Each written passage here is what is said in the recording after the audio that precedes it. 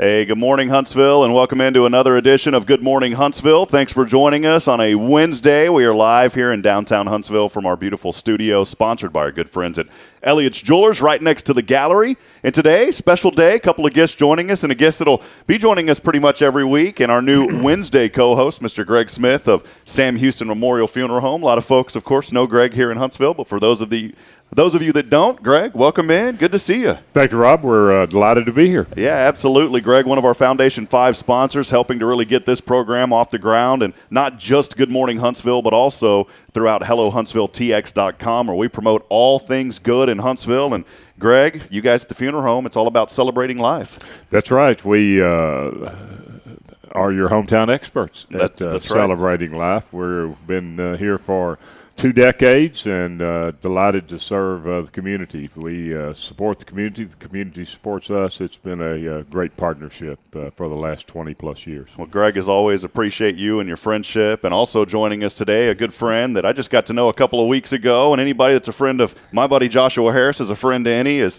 Mr. Chris Follett. He is the CEO and founder of Innerfaith Disciple House in Conroe, Texas. Chris, good to have you on this morning. Thank you very much for having me this morning, Rob. So glad to be here. Yeah, Looking forward to it. I was hoping, we had a big potluck out there a couple of weeks ago at Innerfaith. First time that I'd met you, and I said this morning we should have just had another potluck right here, man. Got breakfast started. Yeah, man, that would have been excellent. So we'll get that going next time. But Chris is going to join us for the first 30 minutes or so, and we always like to tie in nonprofits and the great work that they're doing. We want to highlight what's happening here in Huntsville, but after meeting Chris, even though they're just down the road in Conroe, I think that there's a connection there with the folks here in Huntsville that could gladly benefit from what Chris does. And so we wanted to make sure to have him on this morning to talk about the great work that they're doing. And then a little bit later on in the show, after we talk with Chris, Greg's going to dig in a little bit more about Sam Houston Memorial Funeral Home. We'll talk about pre-planning. You got to make sure that you've got stuff taken care of. And so we're going to talk to Greg about that. But we're also going to talk a little Sam Houston. Greg's got some connections, and we'll talk about all the good things happening in Huntsville, Texas. As always, want you to chime in. Let us know that you're out there this morning. We always like to have a little bit of inspiration on the show as well. So let us know what you're thankful for this morning as you're waking up. I always say, maybe you're going through a rough patch in life right now, and Chris is going to share the rough patch that he went through and how he found redemption in that through addiction that he had. But maybe you're in the same boat as Chris this morning. You're battling something. You're battling an addiction. I want you to know that there's help out there, and all you got to do is cling to someone, and people can lift you up and help you. And Chris is going to talk about his journey and who helped him and how he got things going. So let us know you're out there. We love you. We always enjoy seeing you, and keep those comments coming in this morning. Our good friend Justin Kring already joining us, saying he's tuning in this morning. So Justin, appreciate you as well. Want to remind you, too, you can always go to HelloHuntsvilleTX.com, where we'll keep you up to date with all the latest and the great things happening here in our community as we continue to build this platform. Well, gentlemen, if it's okay, let's dig right into it with Chris this morning. Let's go. Yeah, okay.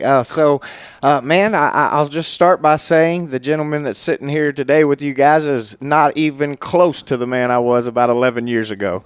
Man, I had gotten to the lowest point in my life.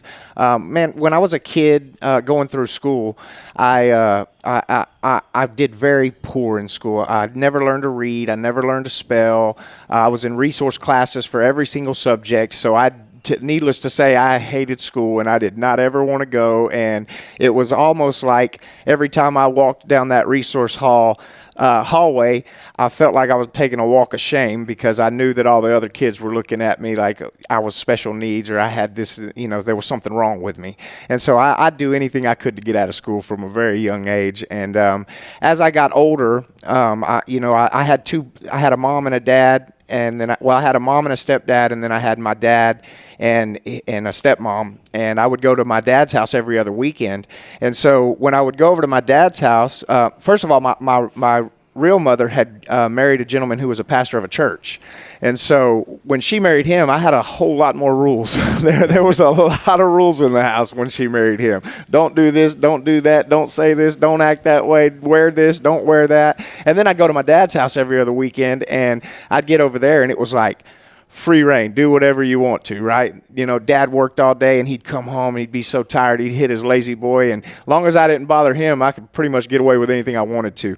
And so around 11 years old, the court said, well, you know, what do you want to do? You want to stay with Mom or you want to go live at your dad's house? And I said, I'm going to Dad's house, man. I can do whatever I want to over there, right? So I moved in with my dad around 11 years old, and my first week there, I quickly learned that my stepmother had hid cigarettes and stuff in her closet, cartons of cigarettes. And so I said, man, I got to figure out how to pick that lock. So I picked the lock on the closet and started stealing cigarettes out of the closet. And that was the kickoff of my criminal career. At 11 years old, I was selling cigarettes to the other kids in the neighborhood. Right. And yeah, man, just a very... I didn't do what was right. I always did what was wrong. And so, as you know, that causes a lot of problems in life, actually. You know, 12 years old, I ended up getting a hold of some alcohol and got drunk for my first time. And, man, I fell in love with alcohol that day. That was like, man, the best feeling I ever had. I felt confident in myself, man. I could talk to the girls easier. I was funnier. I just felt better when I had that alcohol. So, man, I started drinking at 12, and every opportunity I got, I drank from there till 31 years old. And it wasn't I'm just going to have a drink. I was drinking to get that feeling again, right? And so by the time I was 14 years old, I had pretty much experimented with every kind of high school drug, from painkillers to somas to mushrooms to ecstasy, acid, all the stuff that was rolling around the high school, right? Or around the junior high school and high school. And so didn't help me with my school at all, obviously. So I started skipping school and going to the woods and using marijuana daily, smoking weed every day in the woods. And then I'd come home when the buses would run back, and I'd go to the house and do the same thing over. So ended up dropping out of school very young, and pretty much took on selling drugs and drinking full time. That's what I did. You know, Mom and Dad worked 2 jobs. They were always gone. I'd sit at the house all day and have people bring me alcohol and just sit there and just all day long, man, drugs and alcohol. Your parents knew that this was going on? Well, they had an idea, but like I said, they weren't very involved. They would come home from work, and they had to go to sleep because they had to get up again and work the next day, right? So while this was all going on, they didn't really ask many questions. Let's just put it that way. So it was kind of don't see and don't worry about it, right? Well, 16 years old, got to a place where my dad said, hey, look, man, you're going to have to figure something out. You're going to get us all in trouble. You got people coming into my house. It's obvious what's going on. You need to find a job, right? And so I was just about to turn 17, and finally I got one of my friends to drive me around town, and I got to thinking to myself, I said, well, if I need to get a job, I want to get a job somewhere where I can still drink and use drugs, right? So I said, man, let's go to every bar in town. So I literally had someone drive me to every single bar in town. And don't forget, I couldn't read or spell. Like, literally, I could read like cat, hat, bat. Like, I never learned how to read or spell. And so I'd have to walk in and tell them, look, I don't know how to read and spell, but if you'll give me a chance, you know, I promise you, show me one time, I'll get the job done. Yeah. And so I finally found a lady that said, okay, I'll give you a shot. And she had me bar backing and working in the back, flipping burgers and stocking beer. And so, man, it was like the perfect storm. I mean, I got to work. I got to drink the whole time I was at work. I got to just party with everybody in the bar. I became super popular in the bar, right? And so that was the lifestyle that I took on working in bars. And 17, I was arrested for my first time. Ended up going to jail for possession charge. Went to jail, got put on probation. Obviously couldn't finish my probation because I was too involved in drugs and alcohol, and so messed that up. Ended up going to jail again. By the time I was 19, I took a trip to prison. And I can just remember sitting in the county jail thinking to myself, man, how am I going to get through this, right? Like, I look kind of young now. I'm starting to get gray hair now, so it's not. You look like you're going on about 22, Chris. Yeah, thanks, man. So anyways, I looked like a baby then, man. And I'm sitting in this jail with all these guys, and I'm going, how did I get here, man? What am I going to do, right? And I'm just literally just sitting there going, man, I'm going to die. Like, I don't have a fighting chance, man. And so you catch chain is when you actually get on a bus to go to TDC. And so they called my name about 3 o'clock in the morning. Chris, you ready to catch chain? And, man, I was so nervous. I got on that bus, man, with the rest of these people, and I remember thinking, this is it. I'm walking to my death. And so all I could think to do was pray. Right?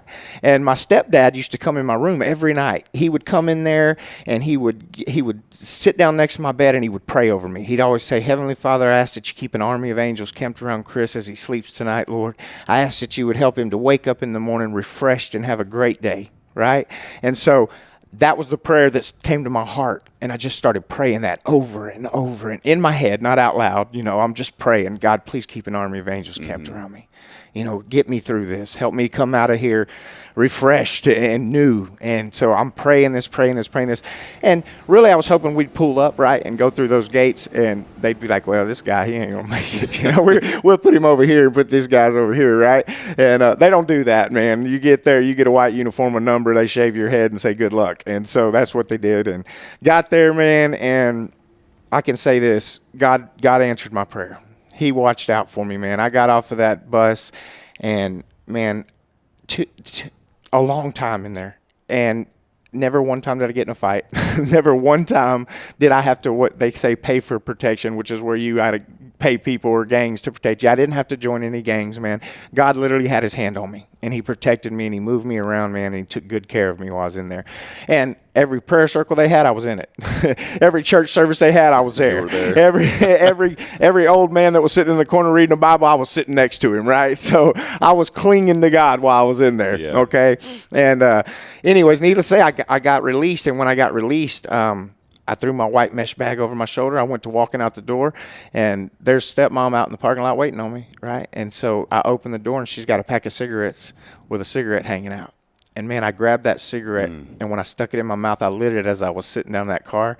And right then, it was like the devil said, gotcha. Boom. The minute that smoke hit my lungs, man, I heard, you got to get a beer. You got to make some money.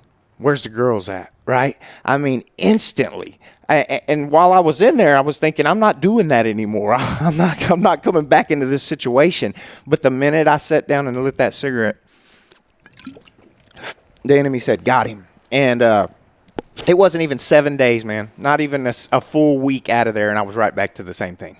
I was right back working in the same bar, selling drugs again, drinking daily, smoking weed daily, man. It was like I never skipped a beat. Right back at it. Boom. Just like that. And so few years go by, man, and now I'm working in a bar, and I'm bartending at this time because I'm old enough to bartend and serve alcohol. And 24 years old, my son's mother walks through the door. She's the new cocktail waitress, right? And as soon as I looked at her, man, I said, oh, man, I love her. Just like that. And anyways, we ended up getting together, and we had a child. And I'd like to say, man, that's when I fixed everything, and everything started going smooth from then on. But, man, it wasn't, because the reality was, man, is I was a 24-year-old child.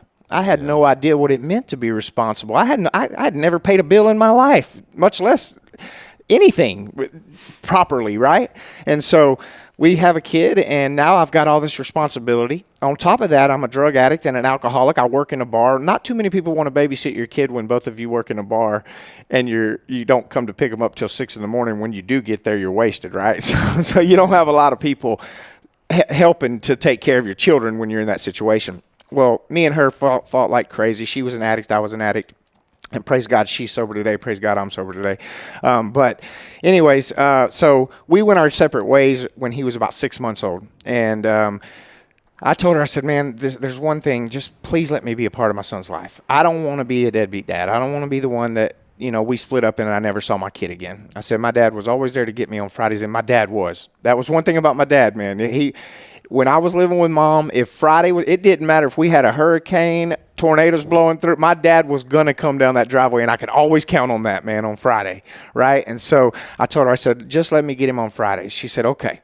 And so, man, I did that, but this is the problem with that. I'm an addict, right? I'm an alcoholic. I pick him up on Friday. She's ready to give him to me because she's ready to party, but I already been partying. Right? So by the time that Friday evening come, I was the guy that woke up in the morning and started drinking. So every time I'd pick my son up, there wasn't one time for the first 4 years of his life that I didn't pick him up, man, that I wasn't drunk. I didn't have a pistol in my car and a bag of dope in my car. And I thank God still every day. Thank you, Lord, that my son did not get taken from me, right? Because all it would have taken is one time to get pulled over. Yeah. And being an ex-convict and having a kid in the car with a gun and alcohol, drunk and drugs, I'd have never seen him again, right? And so, but God had different plans. And so anyways, I pick him up. We'll jump ahead. I'm about 30 years old now. I don't know how much time I have, but don't let me talk too much. No, keep going, So man. around 30 years old, man, I'm living in Houston, still getting my son on the weekends, man. At this point, I'm working in an adult entertainment club. And I also worked at a hole-in-the-wall little bar in the daytime. So I worked 2 jobs. I was always the safe functioning, but it's not really hard to function when you're an alcoholic and you work in a bar. I always worked 2 jobs. Well, this Friday I went to pick my son up, and this is the night God got a hold of my heart. I picked up my son. We went back to my apartment. And in my apartment, man, I was very involved in selling drugs and gangs, and just it wasn't a great atmosphere, man, especially not for a 4-year-old. And so I bring him home this night, and he's in his bedroom, and he always knew, don't come out unless Daddy calls you. Don't come out for anybody else. Don't open your door for anybody. Only Dad, right? It's you and me, right? And so he knew that. And this night I ended up calling him out to come get a pizza that I had cooked for him. And I said, "Hey, Critter," that was his nickname. "Hey, Critter, come out here and get you a pizza." He comes walking down the hallway. He walks to the kitchen. He grabs the plate, and he turns around, and he comes walking back. Now, I'm sitting in my living room with my coffee table. I got a gun on the table. I've got a bottle of vodka on the table, my cigarettes, all that stuff. He stops dead in his tracks right in front of me holding that pizza. And he says to me, "Daddy, please don't drink that." Oh, man. And he was talking about that bottle of vodka I had sitting there. Man, that night, man, the Lord screamed at me, "Enough is enough. You got to quit this," right? And so he goes to his room. That was all he said. And for the next 2 hours, I sat there, man, and every time I would take a drink out of that bottle, I'd hear, "Daddy, please don't drink that." Man. In my heart, I'm not saying but in my heart, I'd hear, "Daddy, please don't drink that." And then I'd hit a cigarette, and I'd hear, "Daddy, please don't drink that." I'd put a line of Coke up my nose. I'd hear, "Daddy, please don't drink that." And over and over and over and over, this was ringing in my head. Till I finally got to the point, I said, "Look, man, I want everybody out." I told everybody, "Leave. I don't want anybody here. I want everybody out of my apartment," because all I could think about was my son back there in that back room asking me not to drink that. And so I ended up kicking everybody out, man. And as a shell of a man at 30 years old, I sat there in my living room trying to muster up the courage to go talk to my 4-year-old. First of all, a good father don't have to muster up courage to go talk to his kid. Yeah. That should come natural, right? I didn't know what to say to him. I had no idea, because this hit me. This was such a shock to me and a surprise to me that he said that to me. And so finally I get up the courage and I walk back there to his bedroom. I open up the door. Now, normally this is what would have happened. I would have opened the door. The lights would have been on. He'd have been playing a video game, and I'd have made him go to sleep because I was a selfish addict who wanted him to go to sleep so I could keep doing what I wanted to do, right? Well, I walked in there this night, and it was a completely different story. He had his lights out. He had his games off. He had a bathroom in his room, and the door was cracked. A little bit of light shining through to his bed. He was laying in his bed, facing the wall, with his blanket over his shoulder, just crying his little eyes out. Oh, my goodness, man. Now, he's 4 years old, almost 5 at this point. And so, man, my heart dropped. And I walked across the room, and I sat there on his bed. I said, hey, Bubba, I said, "You want Daddy to tell you a story?" He knew I couldn't read. I didn't hide it from him. So I used to grab books, and I'd act like I was reading the story. He'd say, "Daddy, it don't say that." "Yeah, it does." And so I asked him that night, I said, "You want me to tell you a story?" And he sat up in that bed, man. He had the biggest tears I've ever seen in my life, just running down his face, man. And he said, "No, Dad, you drank that." And he grabbed his blanket, he laid back down, and he just kept crying. He didn't want me to talk to him. He didn't want me to touch him. He didn't want anything to do with me, man. And I realized that night, man, I broke his heart in a million pieces, because I was the one person he was supposed to be able to trust. I always told him, "Whatever you want, you ask. Daddy will make it happen," right? 4 years, he'd never asked me for anything.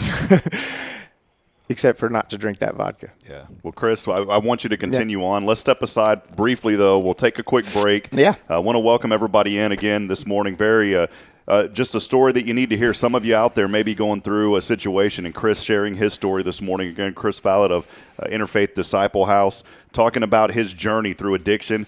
We'll step aside for a brief moment. We'll come back here in about a minute. When we come back, Chris is going to share that story of redemption. You just heard about his son and just how that hit his heart. We'll hear how he overcame his addictions when we come back. Again, we are live this morning here on Good Morning Huntsville. Our Wednesday co-host, Mr. Greg Smith of Sam Houston Memorial Funeral Home, joining us as well. We'll step aside. We'll take a break. Stay with us. More to come here on Good Morning Huntsville.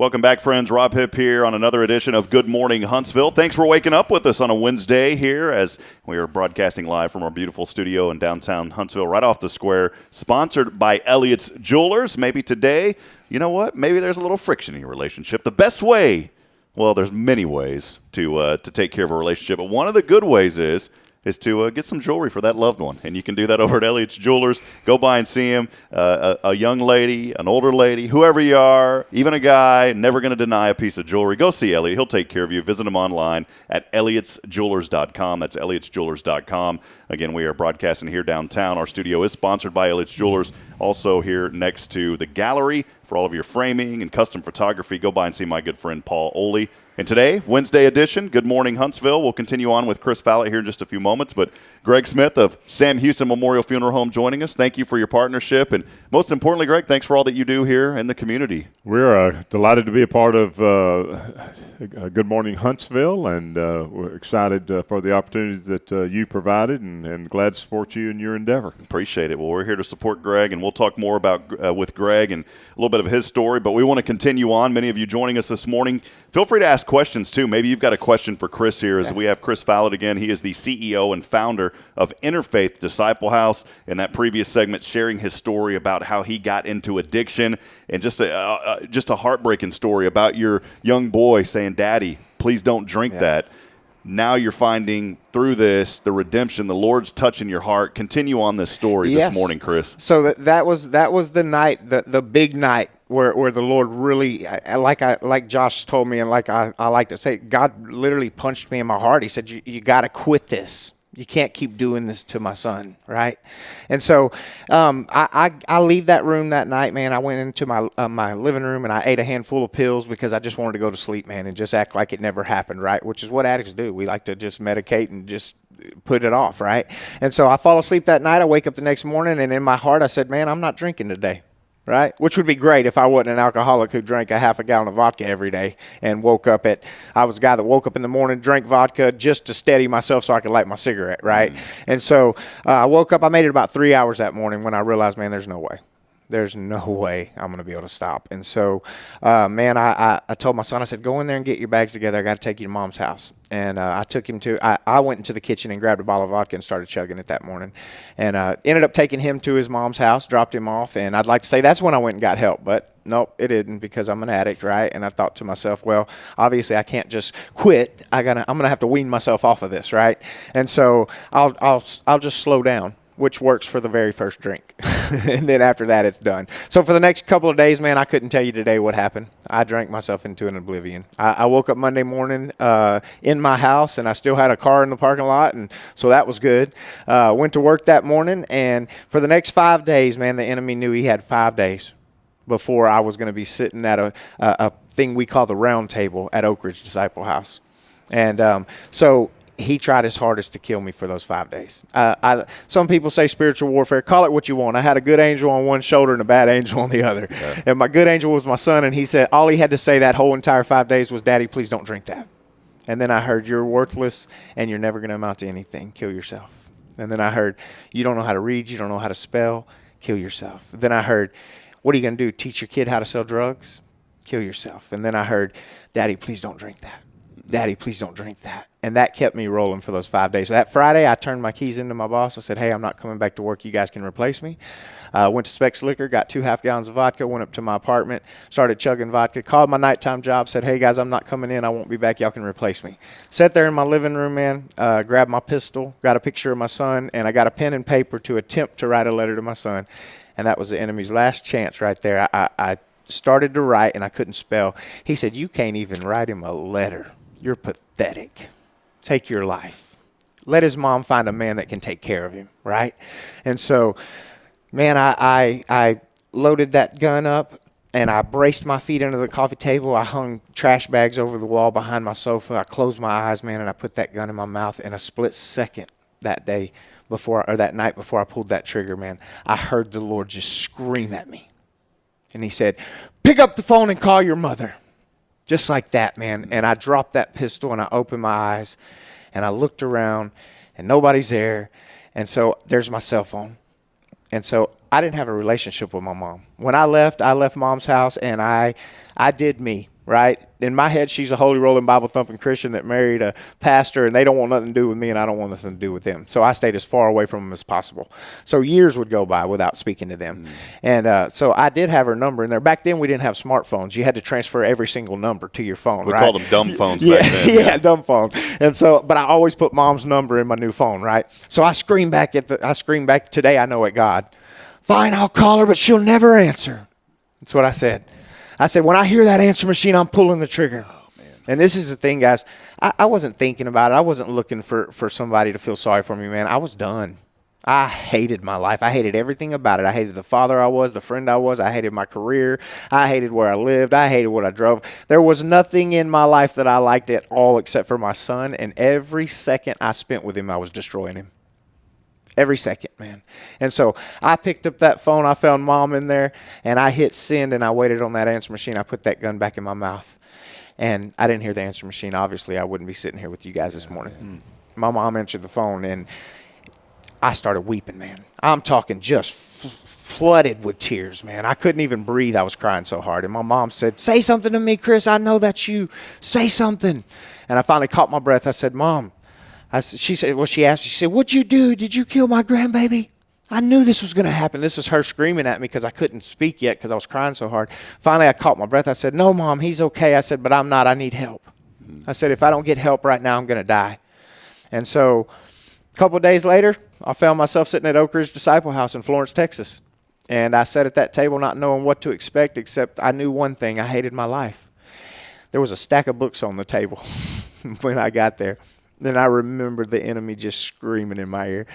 Tell them you can't read. Tell them you can't spell, and get out of here while you still got a chance. This is going to be just like school. You'll never be able to do it, right? You're never going to be able to do this. You can't even read those books.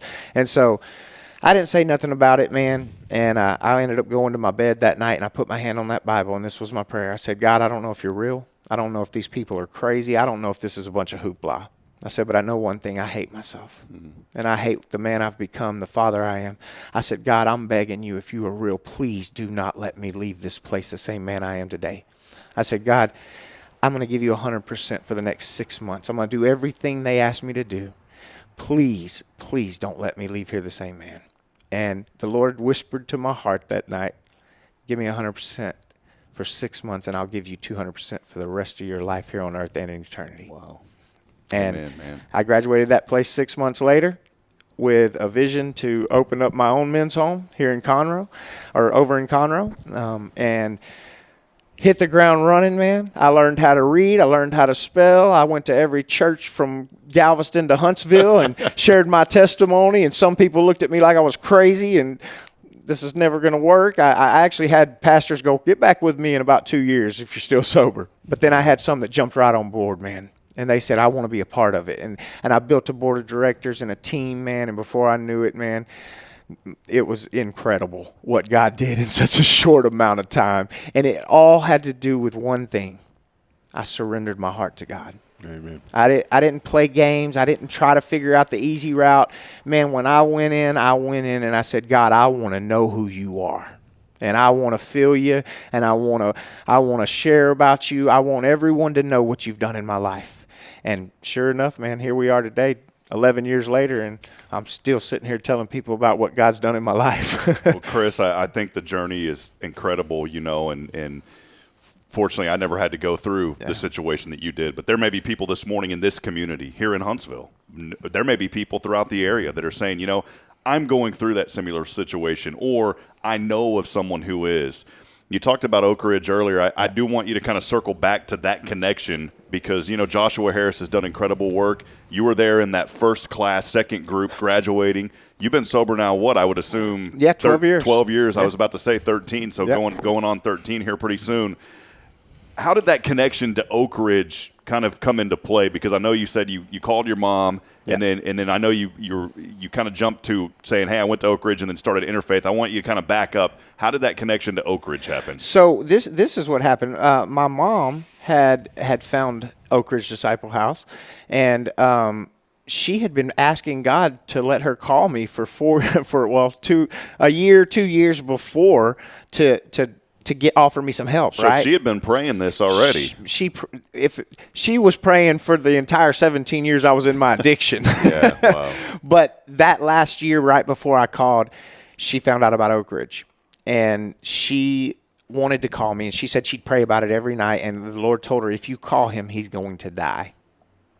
That's what she said. She said God told her, if you call him, he's going to die. Let him call you. Mm-hmm. And so when I called that night, she knew this is that call, right? And so she had found Oak Ridge. And I can tell you this, had she called me and tried to make me go to Oak Ridge, Wouldn't have done it. I wouldn't have done it, and I'd probably be dead today. Wow. I wouldn't have. And so God's right on time, and he always knows. But she had found Oak Ridge, and then she said, look, I'm going to give you a number. It's up to you. If you want to call. If you're serious and you're ready. But she did tell me this, don't call him if you're trying to get out of trouble with the court. Don't call him if you're trying to get a girlfriend back. Don't call him if you're trying to get a job back. She said, you call him if you're ready to completely surrender your heart to God and live your life the way that God created you to live it. That's what she told me. And when I hung that phone up that day, I said, that's what I want. That's the only thing that will work. Yeah. It's got to be. I've tried everything else. I've tried everything else. I think the story is just tremendous because, again, there's folks out there this morning that are struggling. And, if you're here in the Huntsville, Conroe area, Innerfaith Disciple House, you can find out more information. Y'all's website? Yeah, www.interfaithdisciplehouse.com. Interfaith is spelled INNERFAITH.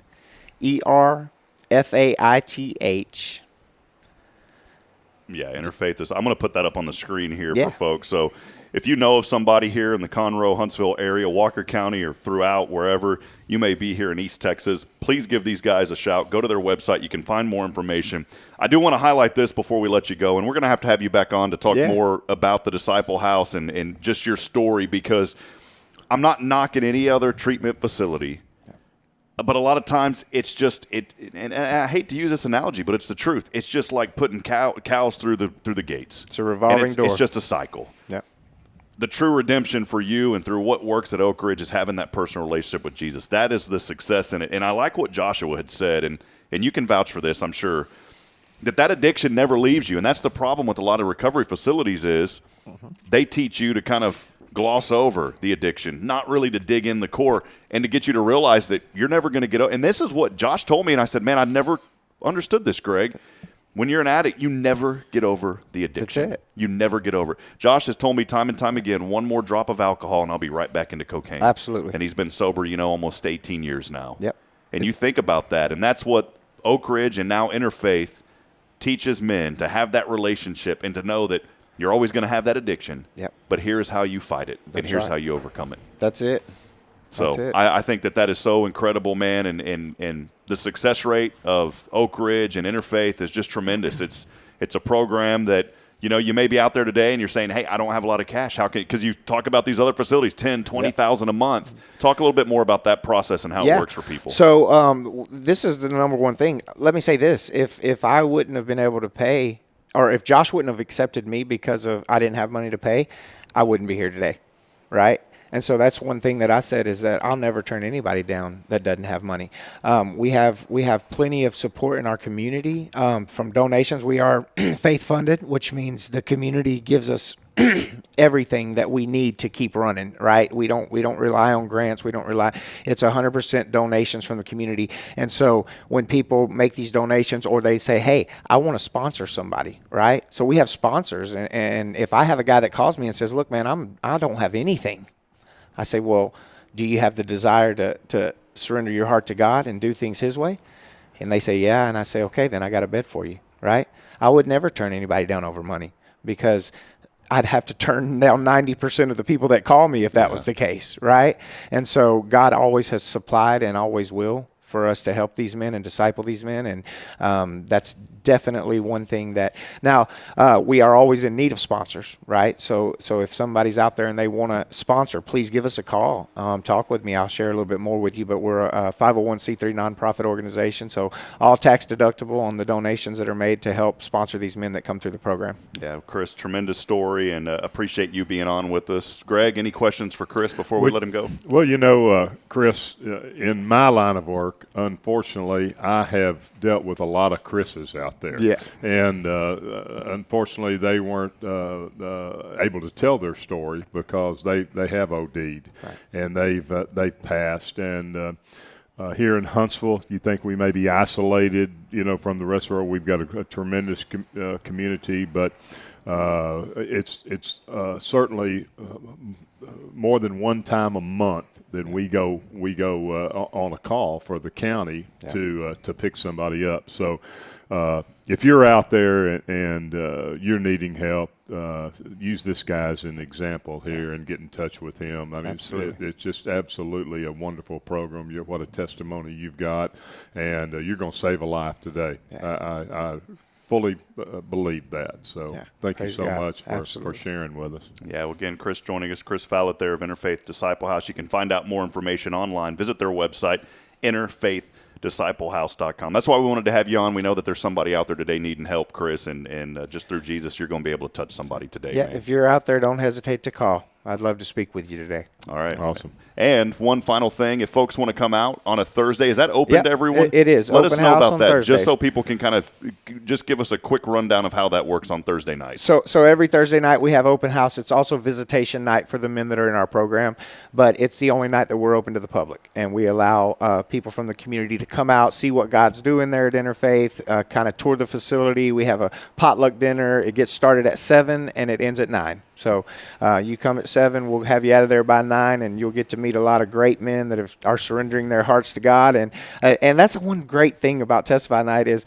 these men come to our program, but it's not just for the men. Like mom and dad, and they come out on Thursday nights, man, and they also get a taste of discipleship, right? Because we have a service, so we'll do a testimony that on Thursday nights. We usually have our graduates always share their testimony before they graduate, and so we'll get a potluck dinner. We'll have some praise and worship. We'll have a testimony. So you're sure to be blessed. Come out and join us. And if you need more information on it, you're welcome to call the number on the website. I'll answer the phone and we'll chat, and I'll give you directions how to get out there. Well, Bridget and I were there a couple of weeks ago. Good meatloaf, and and women and children first. So women and children invited as well, and they'll take good care of you. Chris, thank you so much, man. God bless you, my friend. Yeah, glad I could be here. Thank you, Rob. Appreciate it. Appreciate you, Chris. We'll step aside. We'll take a break. An important program today. We'll step aside. When we come back, we'll talk with Greg Smith of Sam Houston Memorial Funeral Home. He is our Wednesday sponsor here, helping to make this show possible and all of our platform across HelloHuntsvilleTX.com. Stay with us. Got a lot more to come here this morning on Good Morning Huntsville.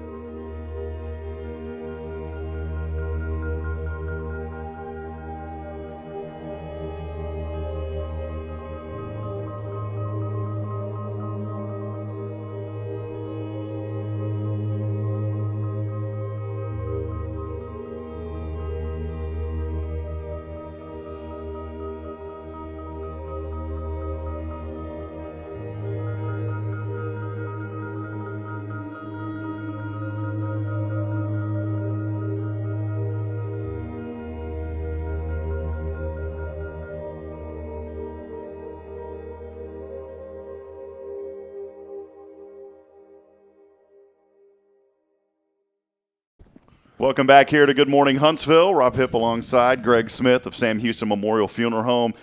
Man, Greg, what an incredible story, a testimony there. And when you said what you said, it hit hard on me when you said, Chris, your message today is going to save somebody's life. And you're in the life business, you're in the death business, but we want to celebrate life. And when a gentleman like that comes in, one day when he passes, he's going to leave a legacy that's going to be celebrated. It's not going to be, Chris had this life that he just threw away from addiction and drinking and all that. He's going to be able to celebrate that life because of his redemption. And that's what you guys do at Sam Houston Memorial Funeral Home. It is all about celebrating life. That's right. It does hit home. I think everybody can look in their family, and you can pick out somebody in their family that has gone down the road that Chris had. I have in my family. I'm currently going through something similar with one of my family members. I lost a sister many years ago to addiction and suicide, and so this really hits home with me.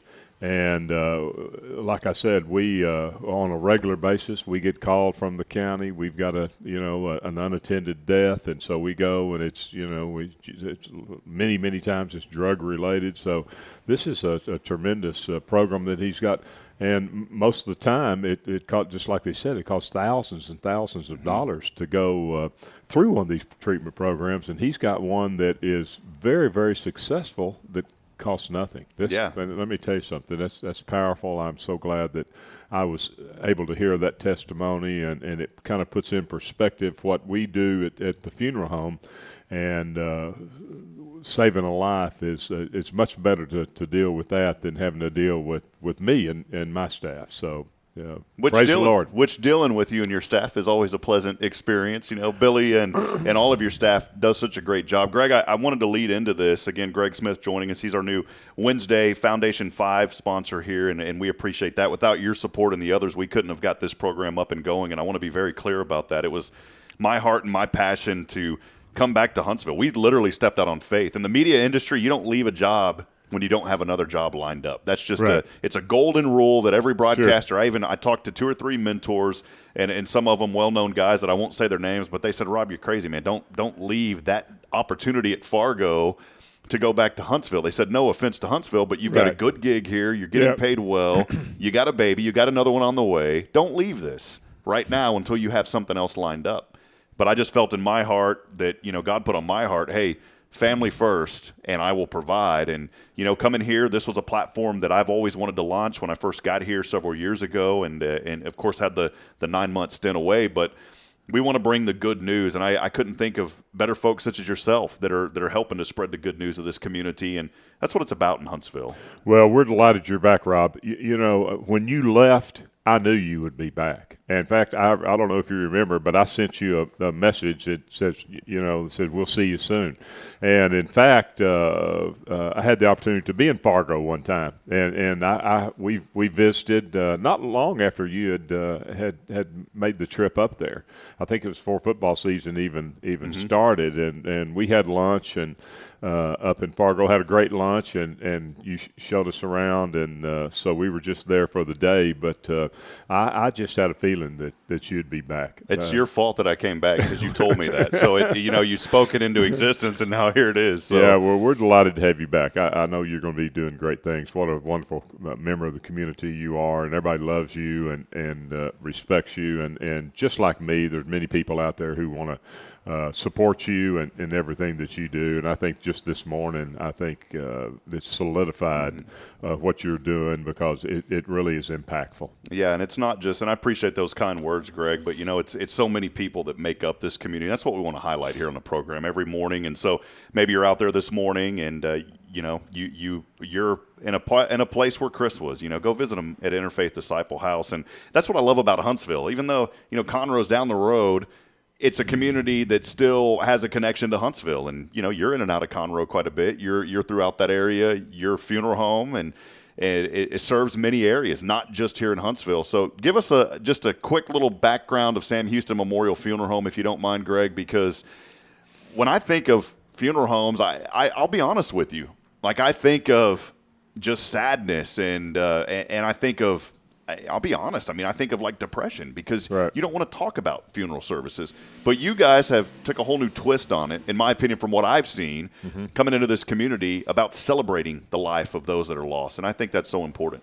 Well, it is. You know, when we first visioned having the funeral home here in Huntsville, and the people in Huntsville came to me and said that we needed a new funeral home, and so I was delighted to help bring the funeral home to Huntsville. But we decided a long time ago it was going to be a different kind of funeral home. First of all, our facility doesn't look like a funeral Not home. at all. It looks like a home. It looks like when you walk in the door, it's professionally decorated, just like you would decorate your house. It's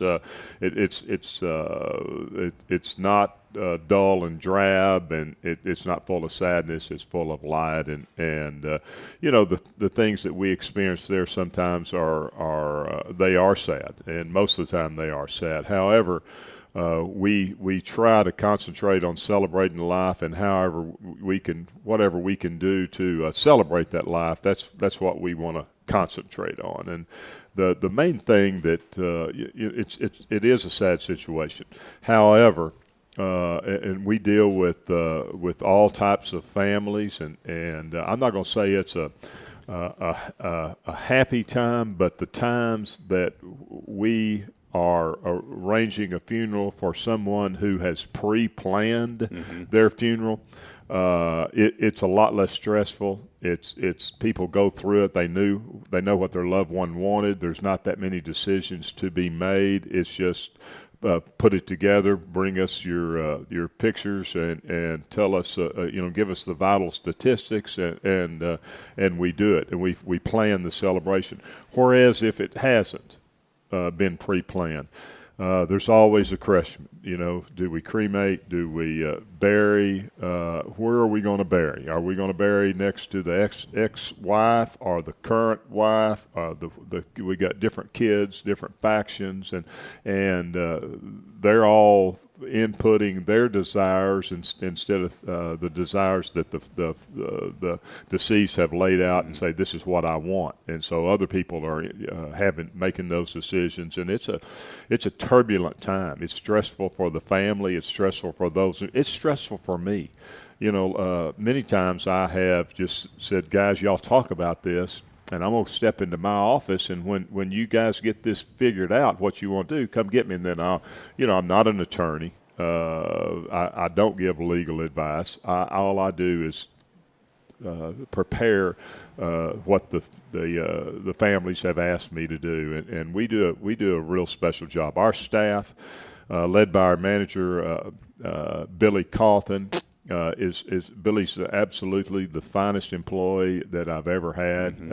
I can vouch for that. Yeah. He'll have an ownership interest in that in our funeral home at some point. He's just a wonderful human being. He's kind and compassionate.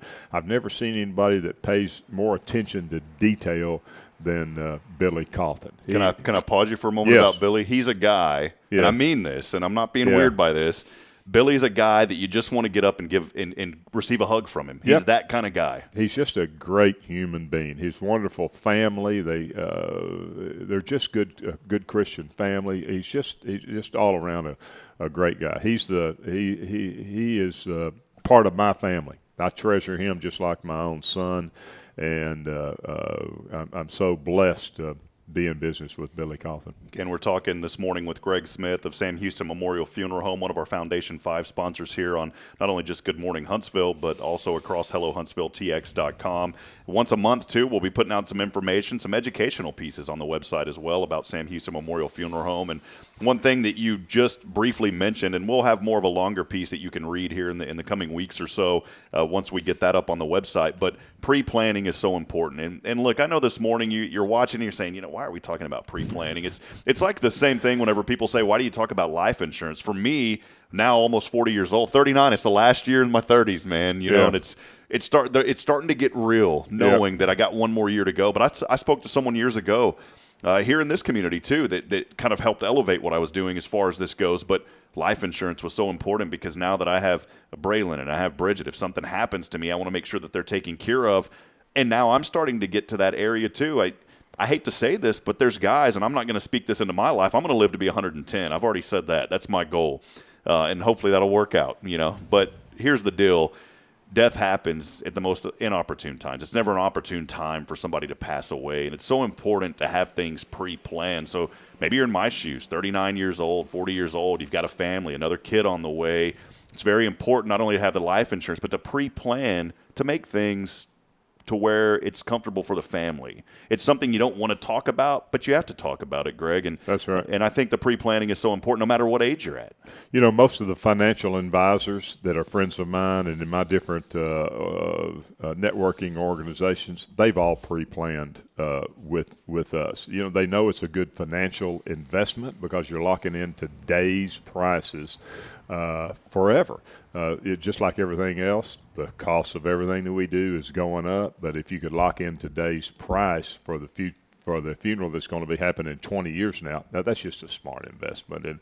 And so that's the financial piece of it. But the major piece is just do it. Not for yourself, for your family, and don't put them through the stress of it. There's several different ways of handling it. You don't have to put any money down if you don't want to. You can certainly pay for it in advance, or you can pay it out as you go. We've got every plan that you can imagine. But through the partnership with our pre-need company, which is a funeral directors life insurance company. They're based out in Abilene, Texas. We are required to deposit anything that we get into the FDLIC, and so we do that immediately. But through that partnership, we were able this year, Rob, they matched every donation that we made to the Huntsville Walker County Fair Association, Walker County Fair Association, and we were able to, through the partnership with our pre-need company, donate over $20,000 this year back to the youth of Walker County through the Fair Association and the auction that we just had, and we had over the past year we had deposited $17,000 in the Fair Association's account, and then we spent a little above that, and so through pre-planning, you're also giving back to the community as well, because we support the youth of Walker County. It's things that you would never know about, and that's why we wanted to have Greg on to talk more about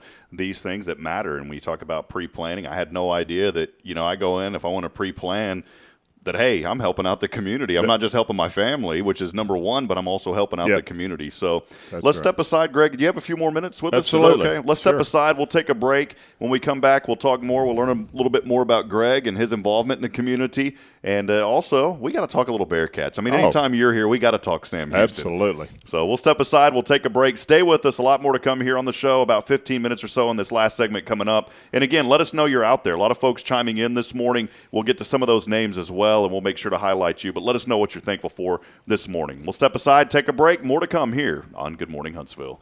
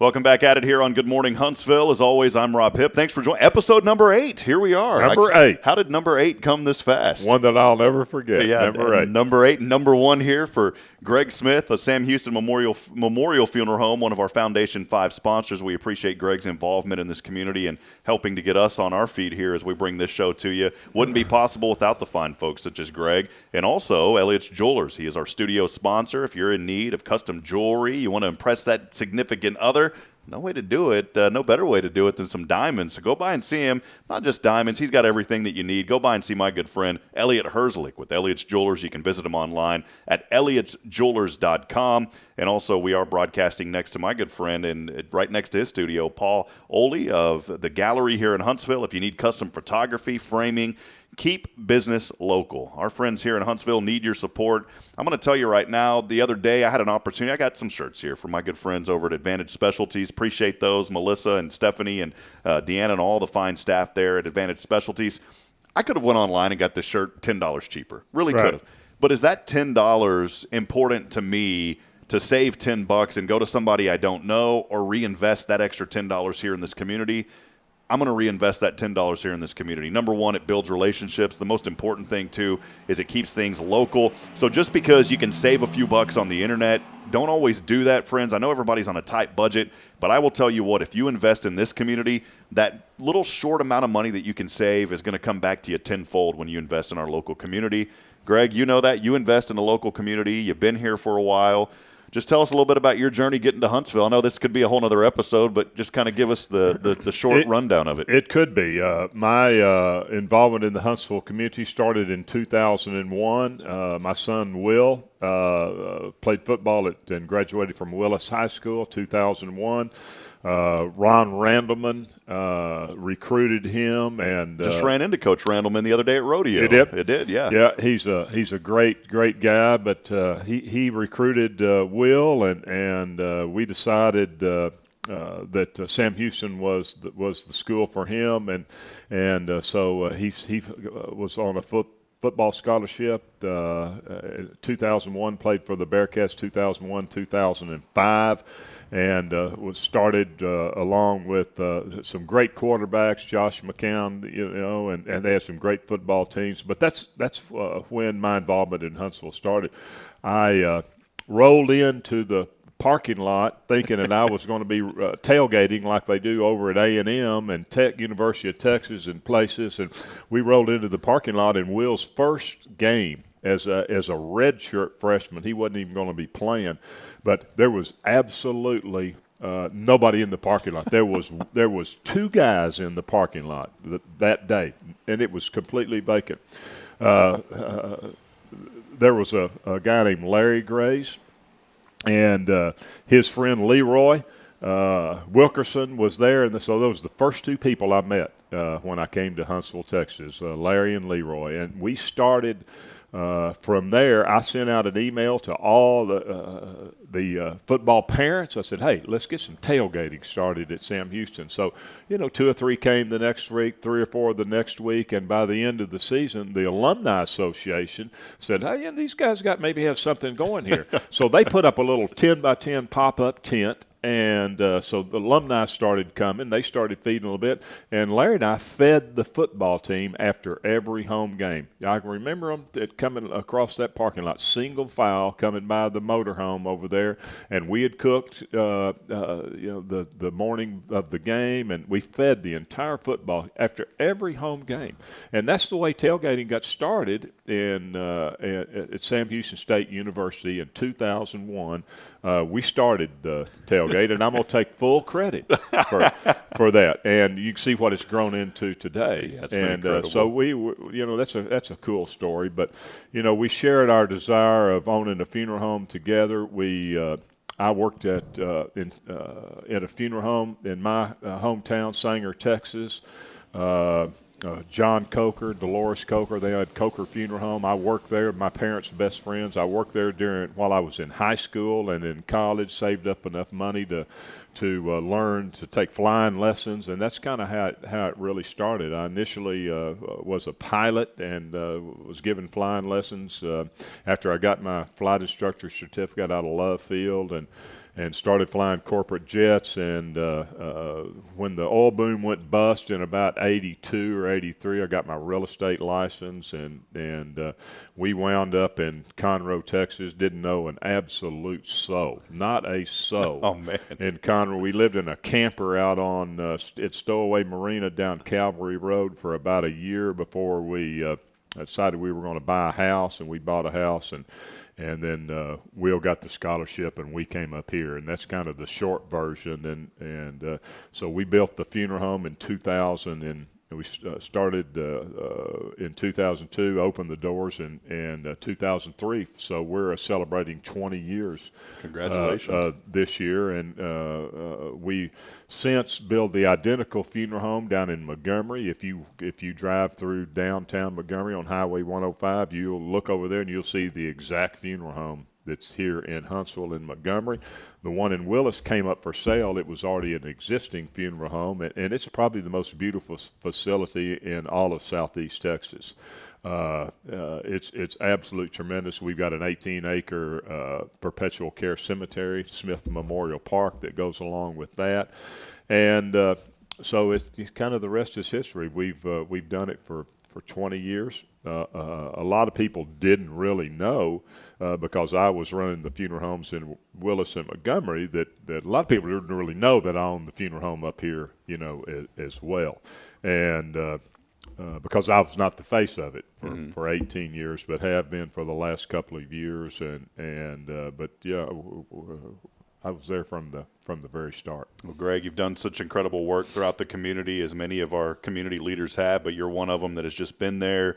You do what you say you're going to do, and I think that's important. You don't just talk about it, you do it, and that's what makes Huntsville so special. Folks such as yourself and your staff, and appreciate everything. When I came here, there was 3 people to this day that still pop into my head. It was Ray Hernandez, Robert Lindeman, and Dacry Beebe. All 3 of those people really helped me to get ingrained in the community, and then through some of those connections, got to meet you, and it's just wildfire in this community how many people care and are passionate about Huntsville, Texas. And that's what I wanted to always get across on this show. Maybe you're watching from afar. Somehow you just stumbled onto this video from YouTube because you were searching for something about Huntsville, Texas. Well, if you're watching it here today or wherever you may be, know that this is a great community, that it is not isolated, but it does feel small. It still has that small town feel, but it's a growing community.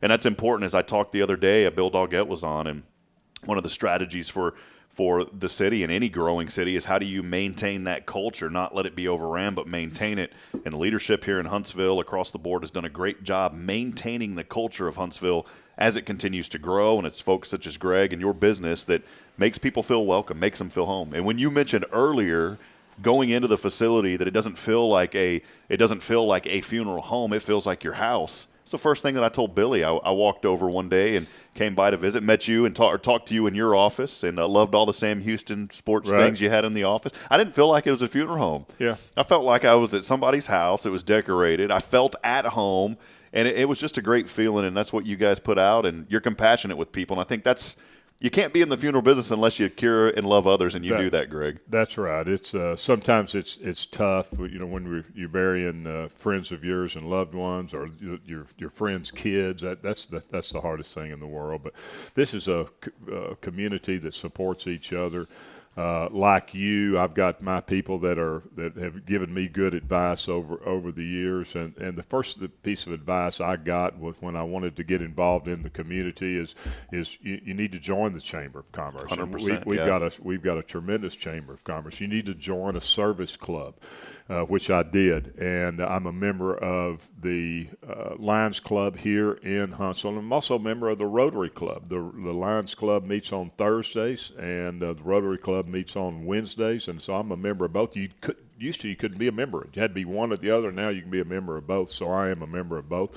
But the Chamber has an event coming up Friday night, Diva Night, that we're a sponsor along with Stephanie Pitts, Advantage Specialties. We're giving away a big cooler that is full of all kinds of goodies, and they're selling raffle tickets, so you need to buy a raffle ticket if you're out there and you're a diva or a prospective diva. Come on out to Diva Night on Friday night. But last night we supported the Sam Houston State University rodeo team. We were out at their event, had a crawfish boil out at Bubba Miller's place out north of town.